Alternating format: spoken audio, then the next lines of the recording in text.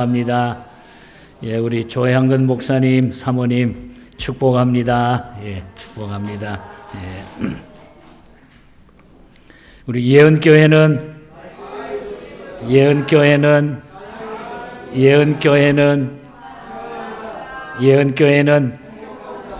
나도 더 행복합니다.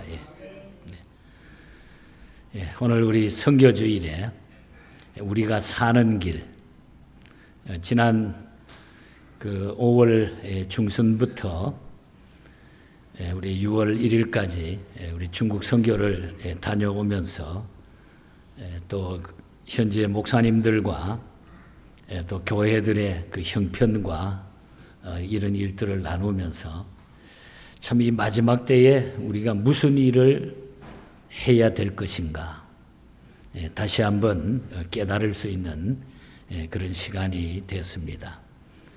우리가 사는 길은 단 하나밖에 없습니다.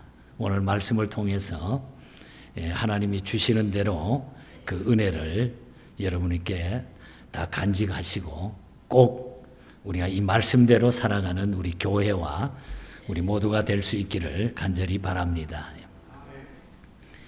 지금은 그 은퇴하고 미국에서 노후를 보내시는 제가 잘 알고 있는 장로님 한 가정이 있습니다. 이분이 수년 전에 한국에서 사업을 할 때에 자기가 경험했던 그런 간증을 저한테 들려준 적이 있습니다. 이분은 그 IMF 때 사업에 실패한 그런 중년이었습니다. 피땀 흘려가지고 자기가 이루어놓은 그 사업터가 28년간 키워온 회사인데 경제 한파로 부도가 나면서 그냥 하루아침에 그것이 다 넘어가게 되고 절망에 빠지게 되고 패배감과 빚더미 위에 막 앉게 되니까 감당할 수가 없었다는 것입니다. 그때만 해도 장로도 아니고 그저 교회 슬쩍슬쩍 한두 번 다녔던 그저 주일 크리스찬으로 살았던 그의 모습이었습니다. 그런데 이 어려움을 당하고 나니까 동서남북 아무리 둘러봐도 도와줄 사람은 없고 최후로 그가 선택한 방법이 내가 자살해서 내가 죽으면 그만이다. 그 생각을 했어요. 그래서 그는 긴긴 밤을 뜬 눈으로 지새면서 유서 한 장을 씁니다. 사랑하는 아내와 또 아들, 딸들의 얼굴을 눈앞에 이렇게 아른아른하면서 그 유서를 남깁니다. 아내와 남매 그리고 빚진 사람들 또 용서를 구하는 그 내용들 이렇게 다 유서를 써놓고 그가 그 다음날 도시에서 가까운 외곽 지역 산속으로 들어갔습니다. 오늘 저녁에 내가 저 나무에 목을 매서 내가 죽어버리면 다 끝나는 것이다. 그래서 저녁 때쯤 산속으로 들어갑니다. 그래서 어느 나무에 목을 맬까 두리번 찾다가 나무 숲 사이로 별이 이렇게 쫙 보이더래요. 별이. 그래서 숲 사이로 보이는 별은 하나 둘이 아니고 하늘에 온통 별이 그날따라 반짝반짝 별천지 같이 보이더랍니다. 그래서 그날 밤 별들을 바라보다가 돈 벌고 성공하고 업자 만나고 인생 즐기면서 잃어버렸던 하나님이 딱 생각이 나는 거예요. 그래서 거기서 자기도 모르게 눈물이 콱 쏟아지면서 통곡하면서 옆에 있는 나무를 붙들고 실컷 울부짖고 그는 그날 밤 거기서 회개하고 하나님을 다시 만나게 됐다 그래요. 그리고 가정으로 교회로 내려와서 하나님 품으로 돌아왔습니다. 많은 고생과 힘든 그 과정을 거치면서 물론 하나님께서 그가 작정한 대로 그 어려움을 피해갈 수 있는 길을 하나님은 열어주셔서 그 후에 미국으로 들어와서 교회를 잘 섬기다가 시무장로님으로 계시다가 지금은 은퇴해서 연세가 90이 다 돼가는 그런 어른이 됐습니다. 여러분, 그 사람뿐이겠습니까? 개인도 가정도 국가도 교회도 사는 길이 반드시 있습니다. 하나님 만나면 사는데 하나님 못 만나서 죽는 거예요. 오늘 에스겔이 받았던 하나님의 계시는 앙상하게 마른 뼈들도 되살아날 수 있다는 것입니다. 도무지 살 길이 보이지 않던 이스라엘, 하나님의 영으로 그 이스라엘이 다시 회복된다고 하는 것이 에스겔 37장의 오늘 요점입니다. 인자야, 이 뼈들이 능히 살겠느냐? 하나님만 아십니다. 내가 생기를 불어넣으리니 너희가 살리라. 에스겔 37장 10절에도 보면은 그들이 곧 살아나서 일어나 서는데 극히 큰 군대더라. 왕들도 예언자들도 귀족들도 민중도 마른 뼈를 살리지 못합니다. 마른 뼈를 어떻게 할 수가 없습니다. 그러나 그들이 절망의 나락으로 떨어져 가고 있을 때에 하나님이 그 영으로 그들을 살리셨다. 하나님만이 하실 수 있다. 에스겔 37장의 요점은 절망은 없다, 길이 있다, 하나님이 살리신다 하는 그런 내용이에요. 마찬가지로 오늘 사도행전 16장의 내용도 마찬가지입니다. 바울이 외친 이 구원의 복음도 같은 맥락에서 이해할 수가 있습니다. 내가 어떻게 하여야 구원을 받으리까? 라고 묻는 간수에게 바울은 뭐라 그럽니까? 주 예수를 믿으라. 그리하면 너와 내 집이 구원을 얻으리라. 예수 믿으면 살리라. 예수 믿으면 모든 것이 해결되리라. 그 이야기죠. 우리가 사는 길, 구원받는 길은 간단하고 명료합니다. 예수 믿으면 살고 안 믿으면 죽는다는 거예요. 그런데 이 단순한 진리를 왜 우리가 실천하지 못하느냐? 내 마음을 열지 못하느냐? 병석에 있으면서도 내가 고민하면서도 마지막 길을 걸으면서도 왜 이렇게 예수를 믿지 못하느냐 이 말이에요. 믿으면 영생 천국이지만은 안 믿으면 지옥입니다. 여러분, 안 믿으면 지옥이.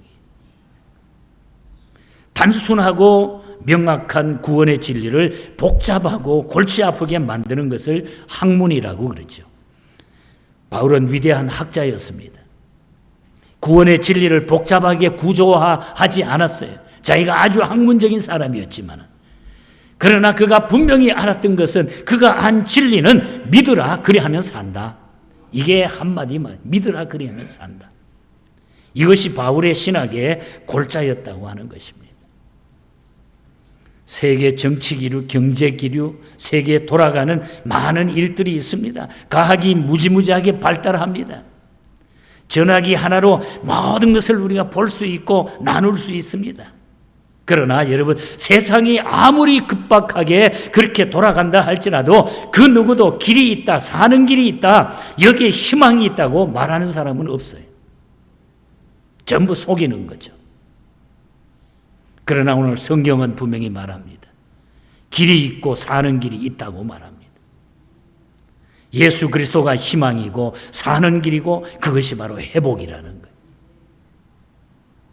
이 소식을 전하는 것을 우리가 전도 혹은 선교라 그럽니다. 이 소식을 전하는 것이 선교예요. 교회 말고 누가 이 소식을 전할 수 있을까요? 우리 말고 누가 이 뉴스를 말할 수 있을까요? 길이 아닌 것을 길이라고 말하는 것은 허위고 날조입니다. 그러나 사는 길이 있는데도 입을 열지 않는 것은 기만이고 직무유기라는 거예요. 분명히 길이 있는데, 분명히 확실한 건데, 분명히 옳은 건데 이것을 우리가 입을 열지 않고 전하지 않으면 그게 기만이고 직무유기라는 거예요. 우리 하나님 앞에 살아가면서 내가 예수 믿는다고 하면은 직무유기 하지 마시기 바랍니다. 자, 선교라고 하는 것이 무엇입니까? 전도라고 하는 것이 무엇입니까? 전도라고 하는 것은 예수 그리스도가 구원이다, 길이다, 생명이다. 예수 믿으면 나도 너도 우리도 산다. 이것을 선포하는 것을 우리가 전도라고 그러는 거예요. 왜 우리가 전도해야 할까요? 왜 선교해야 할까요? 주님의 명령이기 때문에 하는 거예요, 우리가. 주님의 명령이기 때문에 우리가 그래서 고생을 하면서 물질을 쓰면서 시간을 들이면서 교회가 다른 거 다 지켜놓고 그걸 우선순위로 한다는 거예요. 주님의 명령이기 때문에. 이 명령은 절대 명령입니다. 선택사항이 아니라는 거예요. 이건 먼저 해놓고 하는 게 아니라 이거는 선택사항이 아니라 절대적인 명령이라는 거죠. 몇 년 전에 뉴욕에 가면은 대형 교회 하나가 있어요. 퀸즈에. 우리 한국 교회를 대표하는 큰 교회였습니다. 그런데 이 교회가 나중에 시험이 들고 어려움을 당해가지고 교회가 몇 개로 나누어지고 풍파를 많이 겪었어요. 지금도 아직도 끝을 보지 못하고 있어요. 이 교회 그 당시에 담임 목회했던 목사님으로부터 들은 이야기입니다. 한 번은 시무장로님이 14분이나 되는데 당회를 하면서 모여서 전도에 대해서 우리 전도해야 된다, 선교해야 된다, 이걸 의논을 합니다. 그런데 10분 장로님은 거기에 다 찬성을 하는데 4분 장로님이 절대로 우리가 그거 하면 안 됩니다. 그거 왜 지금 교회가 이 어려운 때에 전도는 각자가 알아서 하면 되는 거고 선교도 각자가 알아서만 하는 거지, 교회가 요즘 분위기 봐가지고 뭐 마켓 앞에 가 전도하고 나빠가 길거리에 가서 전도하면 오히려 욕먹는 일입니다. 그거 우리 교회는 하지 맙시다. 이렇게 해서 4분은 반대했다는 거예요. 반대 이유가 그런 것 때문에 반대했다는 거예요. 전도하고 선교하는 일을 반대했다는 거예요. 여러분, 교회가 땅을 사고 예배당을 새로 짓고 수리하고 건물을 사는 거, 이런 것은 의논하고 우리가 합의해야 돼요. 당연히. 그러나 주님의 절대적인 명령, 전도를 의제로 놓고 이걸 하자 말자 가부를 결정한다는 것은 그거는 신앙도 아니고 제도도 아니에요, 여러분. 그 명령에는 우리가 무조건 목사도 장로도 누구도 다 아멘하고 아니요 할 수가 없다는 거예요. 주님의 명령인데 거기에 누가 반대를 하느냐 이 말이에요. 무조건 해야 된다는 거예요. 무조건. 절대 주님의 명령이기 때문에. 교회 제1의 사명이, 하나님이 교회를 세워주신 제1의 절대적인 사명이 바로 우리가 복음 전하는 일입니다. 내가 그 복음을 듣고 구원받았다고 하면은 내가 어떤 방법으로든지 그 예수 믿는 사람들에게 전도하는 거예요. 예수 안 믿는 사람들에게 세상을 향하여 우리가 전도해야 된다는 거예요. 이렇게 교회가 잘못되니까 그 교회가 바로 갈 수 있겠어요? 그래서 전도는 절대 명령이다. 절대 명령, 하나님의 절대적인 명령이다. 자, 그러면은 우리가 구체적으로 이것을 어떻게 우리가 선교하고 어떻게 전도해야 됩니까? 성령 충만이 우리에게 필요한 거예요. 성령 충만함을, 능력을 받아야 할 수가 있다. 우리가 잘 아는 사도행전 1장 8절, 오직 성령이 내게 임하시면 너희가 권능 받고 예루살렘, 온 유대, 사마리아와 땅끝까지 이르러 내 증인이 된다 그랬어요. 성령 충만을 받아야 전도가 쉬워지고 선교할 수 있어요, 여러분. 이런 분이 있습니다. 세상 이야기, 재미난 이야기, 돈 버는 이야기, 거기다가 음담패설까지 앞세워가지고 사람들을 휘어잡는 사람이 있어요. 그런데 그는 16년 동안 단 한 번도 다른 사람에게 예수 믿는다고 하면서 예수 이야기 해본 일이 없다는 거예요. 단 한 명도 전도해 본 일이 없다는 거예요.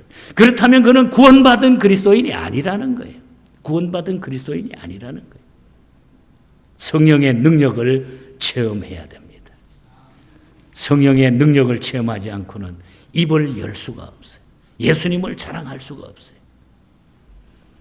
성령의 능력으로 우리는 복음 전해야 된다. 그리고 목숨 걸고 해야 됩니다. 전도를 어떻게 해야 되느냐? 목숨 걸고 하는 거예요. 러시아는 9세기에 선교를 받은 나라입니다.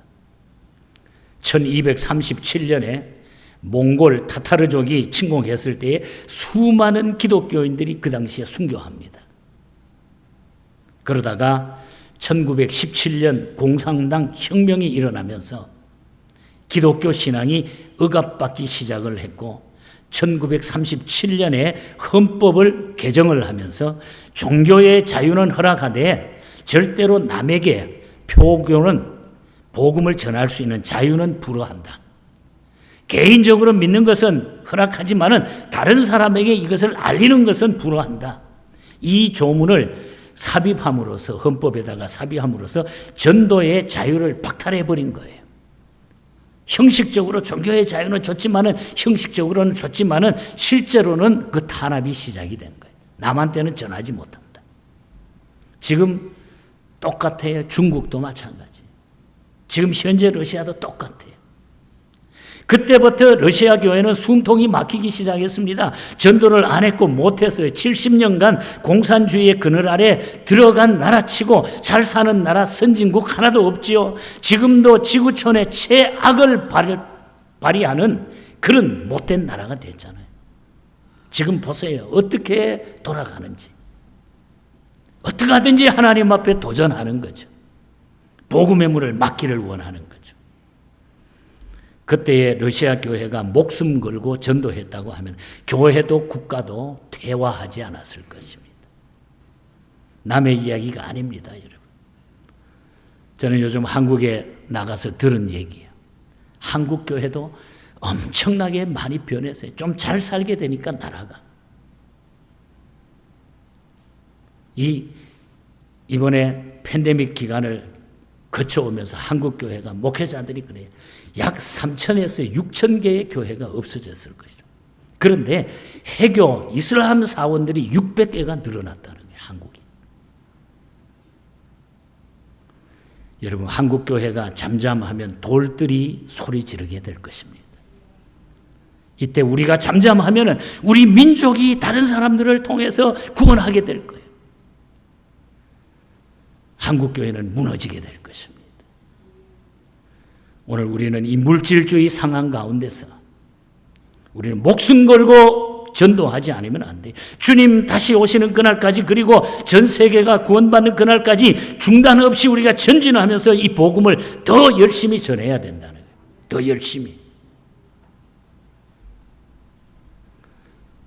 저는 복음을 전하면 전할수록 하나님 앞에 이런 말씀으로 다가가면 갈수록 하나님이 더 나에게 성령 충만함을 주시고 기쁨을 주시고 능력을 주신다는 것을 경험했습니다. 우리 교회가 이 시대에 이런 복음 전하는 선교하는 교회로 앞장서서 끝까지 이 복음을 전할 수 있기를 축복합니다. 그야말로 우리가 여기에 목숨 걸면 죽고자 하는 자는 산다고 그랬어요. 마지막으로 그러면은 선교하면 어떻게 되느냐? 우리가 전도하면 어떻게 되느냐? 건강한 교회가 됩니다, 여러분. 우리가 건강해지게 돼 있어요. 이 복음을 전하면. 주의 명령을 따르고 순종하는 교회가 건강한 교회가 됩니다. 수평 이동으로 성장하는 교회는 썩 건강한 교회가 못 되죠. 문제를 안고 이동하는 사람들이 대부분이 왔다 갔다 하기 때문에. 전도해야 건강한 교회가 돼요.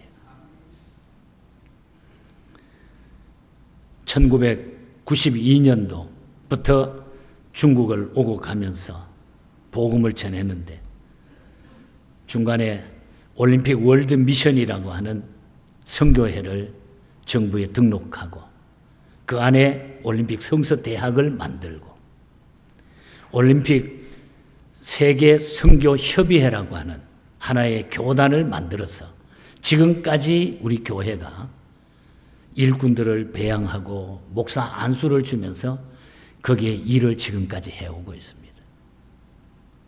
저도 이 일을 어떻게 계획한 일이 아닌데 주님께서 계속적으로 그것을 몰고 가는 거예요. 제가 목회자지 선교사도 아니었기 때문에. 그런데 지금 와서 가만히 뒤돌아보면 하나님께서 곳곳에 해놓은 일들이 얼마나 신기하고 감사한지 계산이 안 되는 거예요, 여러분. 계산이. 이야기가 안 돼요. 야, 정말 하나님께서는 이렇게 일을 하시는구나. 저는 그래서 제가 자부하는 것은 제 자신이 간증이에요. 제 자신이 자랑 같지만은 제 자신이 자부하는 것은 영적으로 육체적으로 내가 하나님 앞에 건강한 사람이라고 하는 게 너무 감사한 거예요. 감사한 거예요. 건강한 교회는 선교하고 전도하는 교회입니다. 건강한 성도는 선교하고 전도하는 성도가 건강한 성도가 되는 거예요. 교회에 와서 하나님 얘기 한마디 안 하고 은혜스러운 얘기 안 하고 그냥 엉뚱한 것만 갖고 아무리 우리가 이렇게 해봐야 아무 소용없어요. 주님 앞에 섰을 때 아무 소용없어요. 평생 교회 생활하다가 마지막에 임종하면서도 내가 믿어지지 않는다고 하고 그냥 세상 떠나요. 지옥 간다고. 이런 일이 수없이도 많이 반복이 되고 있어요. 예수 똑바로 믿어야 돼요. 우리. 구원의 확신을 갖지 않으면 우리가 영원히 이 땅에 살 것 같습니까? 그렇지 않습니다. 이 복음 전해야 우리가 건강한 교회에 건강한 사람이 되는 거예요. 그리고 우리가 살아납니다. 내가 살아나요. 이 복음 전하면 살아나게 돼요. 가정이 살아나고 교회가 살아나고 민족이 살아나고 국가도 살아나는 거예요. 앙상한 마른 뼈들이 군대가 되듯이 회복의 역사가 복음 전하는데 나타나게 될 줄 믿습니다, 여러분. 우리가 사는 길은 전도하고 구원받는 것이에요. 언제 누가 전도해야 합니까? 지금 우리가 지금부터 하는 거예요. 내가 해야 되는 거예요. 이것이 주님의 절대 명령임을 우리가 기억해야 돼. 남이 하는 게 아니에요. 목사만 하는 게 아니고 장로님들만 하는 게 아니라 전도는 내가 하는 거예요. 내가 해야 돼요. 그래서 우리가 다음 주일에 우리 주변의 사람들, 내가 만났던 사람들, 또 교회에 그동안 나오지 못한 분들, 여러 가지 형편에 이리 우왕좌왕하는 사람들 한번 한 주간 살펴주시기 바랍니다, 여러분. 그리고 그분들 손잡고 한번 이웃의 사랑을 한번 전해보시기 바랍니다. 야, 내가 믿어보니까 다른 거는 세상에 목사도 못 믿겠고 예수밖에 믿을 게 없다. 예수 우리 한번 잘 믿어보자. 내가 이렇게 못나도 내가 이렇게 당신한테 화를 낸 적도 있어도 그래도 내가 생각해보면 내가 예수님 때문에 그만한 거지 그거 아니었으면 이거보다 엉망이 됐을 거야. 우리 한번 예수 잘 믿어보자. 이유 없이 지쳐서 살아가는 분들 너무 많아요. 여러분 함께 그 사랑을 나누면서 우리가 아름다운 엘도라도 파크로 여러분들 한번 모셔보시기 바랍니다. 아침에 나와 예배드리고 그래서 우리가 좀 맛있는 음식도 다음 주에는 더 많이 장만하고 맛있는 고기도 좀 준비하고 이렇게 해서 천국 잔치를 우리가 한번 했으면 좋겠어요. 영혼 구원이 중요하니까 우리가 이런 회복의 역사가 일어날 수 있기를 간절히 바랍니다, 여러분. 유포드 목사님이라고 하는 분이 계십니다. 유포드 목사님. 이분은 굉장히 바다를 좋아했던 분이에요. 바다를 좋아했던 분. 한 번은 바닷가에 앉아가지고 바다에 배들이 오고 가는 거, 등대의 모습들, 노을 진 모습들, 또 어떤 데는 아침에 가서 보고 어떤 데는 해가 탁 지는 무렵에도 보기도 하고. 근데 한 번은 바닷가에 앉아서 있는데 배 한 척이 그냥 잘못돼 가지고 사람들이 막 빠져들어가는데 어떤 구조본부에 연락이 돼 가지고 막 구조하러 사람들이 막 바글바글 모여 가지고 사람을 막 구하는 이런 장면을 보게 됐어요. 그래서 사고를 당한 선박이 생명줄을 통해 가지고 막 구원을 받듯이 야, 생명줄을 던지니까 막 물에 빠져 있는 사람들에게 막 밧줄을 던지니까 그 밧줄을 하나씩 잡고 막 구조가 된 거예요. 그 모습을 보면서 자기가 딱 생각한 것이 야, 복음의 밧줄을 우리가 던져야 된다. 이 복음의 밧줄을 붙잡으며 사는데 세상 사람들은 이 복음의 밧줄을 못 붙들고 그냥 죽어가는 거구나. 그래서 라이프 레인이라고 하는 어떤 시를 하나 쓰게 됩니다. 생명줄이라고 하는 생명줄. 그래, 생명줄. 생명줄이 분명히 있는 거야. 그 생명줄이 바로 복음이야. 그래서 시를 쓴 것이 바로 258장 찬송가 가사가 됩니다. 물 건너 생명줄 던지어라.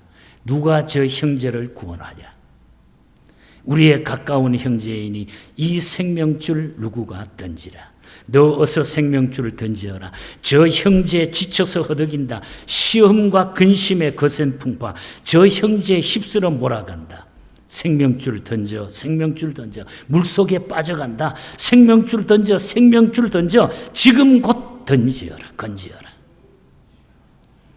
제가 92년도 중국에 처음 갔을 때 베이징에서, 북경에서, 그때만 해도 이 홍콩으로 들어가서, 북경에 들어가서 복음을 전할 때 참 긴 여정입니다.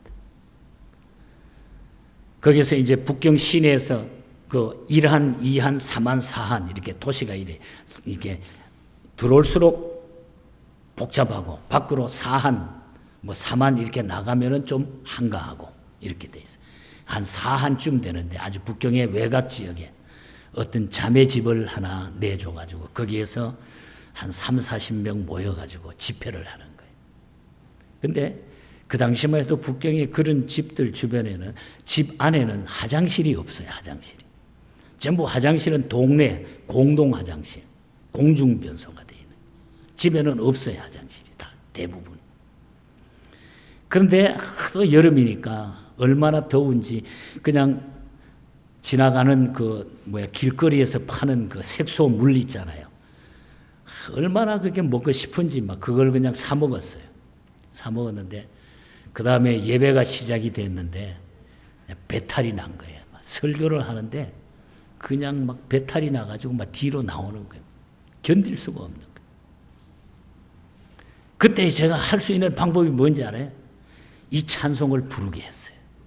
이 찬송을 막 열심히 부르게 해가지고 공중 변소까지 달려가는데 막 기가 막히게 빨리 달려간 거죠. 막 찬송 부르게 해놓고 그냥 달려갔어요. 그리고 갔다 왔는데 와서 설교를 다시 이어가는데 또 아직도 덜 끝난 거예요. 2번을 제가 왔다 갔다 하면서 그때 이 찬송을 부르는데 제가 설교하다 중단에 했는데도 거기는 막 성령 충만 역사가 일어난 거예요. 어떤 자매는 거기에 아픈 분인데 거기 와서 막 병을 고치는 역사도 일어나고 놀라운 역사가 일어나더라고요. 제가 잊지 못해요.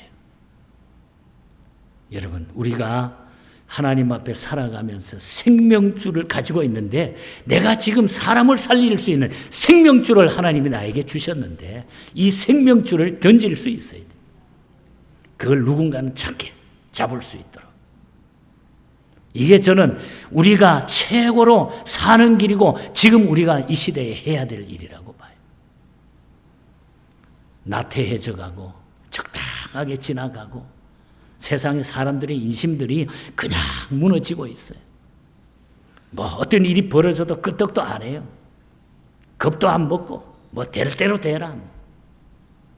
이럴 때일수록 우리는 생명줄을 던질 수 있는 저와 여러분이 되시기를 바랍니다. 너 어서 생명줄 던지어라. 저 형제 지쳐서 허덕인다. 시험과 근심의 거센 풍파 저 형제를 휩쓸어 몰아간다. 생명줄 던져 생명줄 던져 물속에 빠져간다. 생명줄 던져 생명줄 던져